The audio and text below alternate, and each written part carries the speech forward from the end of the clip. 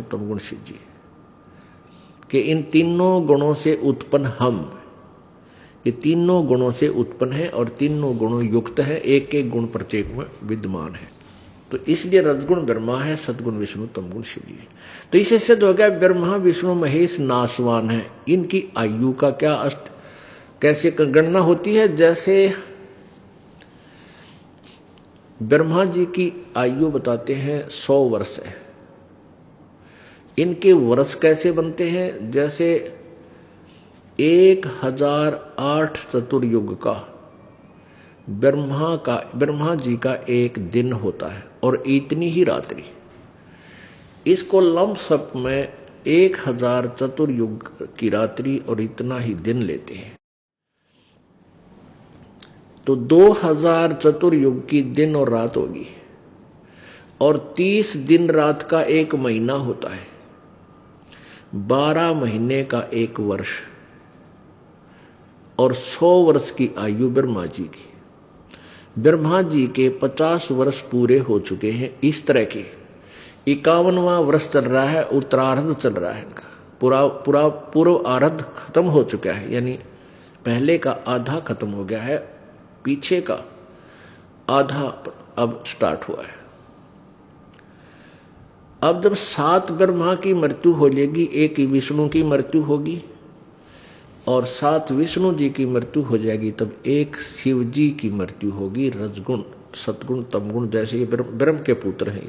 तो जब 70,000 त्रिलोकीय शिव मर लेंगे, इस तरह जो 70,000 बार यो शिव मर जाएगा, यो शंख महेश मर लेगा, उसके बाद ब्रह्मलोक में जो यो काल रहता है, ये वहां 3 रूप धारण करके रहता है। इसी प्रकार एक रूप में ये विष्णु रूप धारण कर लेता है और फिर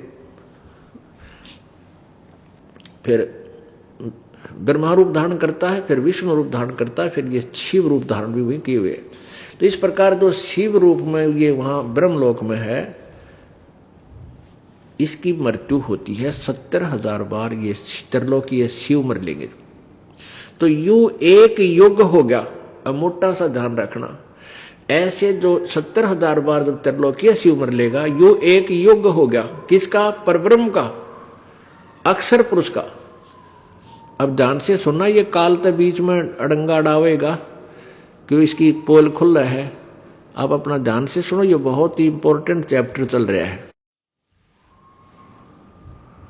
अब ये एक युग हो गया, 70,000 बार जब शिव मर लेगा, एक काल मरेगा और इसको परमात्मा ने ऐसी आशीर्वाद दे रखा है, फिर यू एज इट इज युवा शरीर धारण करेगा दूसरे ब्रह्मांड में। एक ब्रह्मांड का नाश हो जाएगा, 21 ब्रह्मांड है इसके पास, और ये सभी प्राणी भी नष्ट हो जाएंगे, स्थूल शरीर नाश हो जाएंगे, इनका सूक्ष्म शरीर सहित ये दूसरे लोक में ले जाएगा।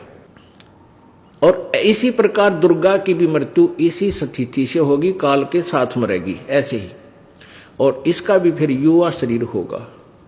वहां दूसरे ब्रह्मांड में ये फिर इसी प्रकार अपनी प्रजनन क्रिया से इन 3 पुत्र रजगुण ब्रह्मा, सदगुण विष्णु, तमगुण शिव जी, अन्य श्रेष्ठ आत्माओं, अच्छी आत्माओं को ये वहां जन्म देंगे। और जो वर्तमान में ब्रह्मा विष्णु महेश चल रहे हैं, ये 84 लाख योनियों में साधारण जीव की तरह इनका जन्म प्रारंभ हो जाएगा। तो ये एक युग हो गया। अब ध्यान रखना, युग और चतुर्युग में ब्रह्मा जी की आयु और अन्य जो ये 3 भगवान, 2 भगवान और हैं, विष्णु और शंकर, इनकी आयु का तो परिमाण है चतुर्युग से, और अब केवल युग से होगा पर ब्रह्म का जो है। तो ये एक युग हो गया उस अक्षर पुरुष का, जो गीता जी अध्याय नंबर 15 के श्लोक नंबर 16 में क्षर पुरुष और अक्षर पुरुष। तो ये क्षर पुरुष, ये अक्षर पुरुष जो है, क्षर पुरुष यानी ब्रह्म, इसकी मृत्यु होगी ऐसे जैसे 70,000 त्रिलोकीय शिव मरने के बाद एक शिव मरा, इस काल रूपी शिव कहो, काल रूपी ब्रह्म कहो, सदा शिव कहो, ये वही काल है, इसकी मृत्यु होगी। तो ये इसकी एक बार जो मृत्यु हुई ऐसे तो एक युग हो गया उसका अक्षर पुरुष का। और ऐसे ये 1000 युग का अक्षर पुरुष का दिन और इतनी ही रात्रि, नोट चतुर्युग, इसमें चतुर्युग नहीं है। गीता जी अध्याय नंबर 8 के श्लोक नंबर 17 में इन अनुवादकर्ताओं ने अड़ंगा कर रखा है, इन्होंने चतुर्युग लिख दिया, जबकि मूल संस्कृत में युग है, चतुर्युग नहीं है उसमें। और इन्होंने बस ब्रह्मा जी की आयु का विश्लेषण वहां पर दे दिया, जबकि वहां पर अक्षर पुरुष यानी परब्रह्म के विषय में उसकी आयु का वर्णन दिया गया है। तो ऐसे 1000 वर्ष का परब्रह्म का 1000 वर्ष, ऐसे बने हुए 1000 वर्ष यानी 1000 युग, नोट चतुर्युग, ऐसे बने हुए 1000 युग का उस परब्रह्म का दिन, इतनी ही रात्रि अक्षर पुरुष की, और 30 दिन रात का 1 महीना, और 12 महीने का 1 वर्ष, और 100 वर्ष की इस अक्षर पुरुष की आयु अर्थात इसकी मृत्यु होगी। अब इसलिए इसको अक्षर पुरुष कह दिया, चिरस्थायी है ये।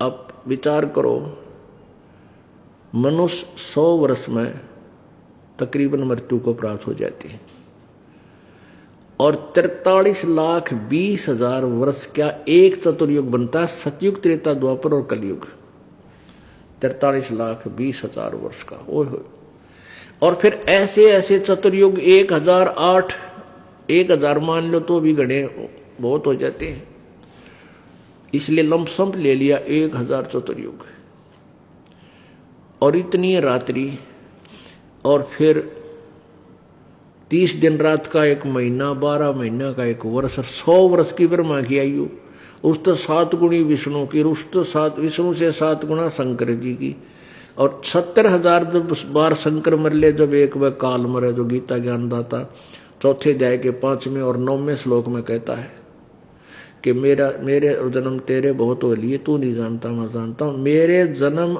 और कर्म दिव्य हैं, अलौकिक हैं, तुम्हारे तरह जन्म नहीं होता मेरा ऐसे जन्म होता है। मृत्यु तो होती है, इसको दुख भी होता है मृत्यु का, परेशानी भी होती है मृत्यु के समय, लेकिन शरीर इसका छूटता है, फिर दोबारा युवा जन्म इसको मिल जाता है। अब ये अक्षर पुरुष भी नाशवान क्यों बताया? इसलिए तो तीसरे की व्याख्या करनी पड़ी कि उत्तम पुरुष है तो अन्य परमात्मा है उदारते, यह लोग तरम आविश्य विवर्ती अवय ईश्वर है, वो अविनाशी भगवान है, तीसरे नंबर का वो परम अक्षर ब्रह्म है। एती उम्र बुलंद मरेगा अंतरे, क्योंकि कोई सतगुरु में ले न लगे न कान न भेंटे वो संतरे। ओह, एती उम्र बुलंद मरेगा अंतरे, सतगुरु लगे न कान न भेंटे वो संतरे। ओह, वो संत तुझे नहीं मिले, वो सतगुरु तेरे कान नहीं लगे। अब देखो इसमें 2 व्याख्या की है कि सतगुरु लगे न कान न भेंटे संतरे, वो संतरे। जैसे ही आप जी तत्व ज्ञान से परिचित होगे, आप ऐसे संत तो होगे कि दूसरे को बता सकते हो भाई ज्ञान ये है, लेकिन आप सतगुरु नहीं हो। सतगुरु तो वो होगा जो नाम देगा। तो कहते हैं सतगुरु लगे न कान न भेंटे संतरे, क्योंकि आप जी के संपर्क में पुण्यात्मा आवेगी अब, क्योंकि आप भक्त बन गए, संत बन गए, और आप ज्ञान समझाओगे, यही जो दास आपको फीड कर रहा है। फिर आपसे संपर्क में आके फिर सतगुरु के पास आएंगे, नाम लेंगे, कल्याण होगा। तो कहते हैं इतनी लंबी उम्र भी जो अन्य पूजाएं तुम करते हो, कहते हैं इंद्र कुबेर ईश की पदवी, और ब्रह्मा वरुण धर्मराया विष्णुनाथ के पुर को जाके फिर भी जन्म मृत्यु में आया।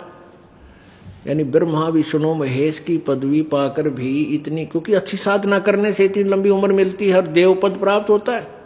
जो तुमने ब्रह्म सत्र की अन्य साधनाएं की है, फिर भी मोक्ष नहीं हुआ। इतनी उम्र बुलंद मरेगा अंतरे, क्योंकि तू साधना ठीक नहीं कर रहा है तो जैसे वेदों अनुसार कर रहे हो, तो ये भी पूर्ण मोक्ष नहीं है, क्योंकि वेद ज्ञानदाता यजुर्वेद अध्याय नंबर 40 के श्लोक नंबर 10 से 13 में इनमें किसी अन्य और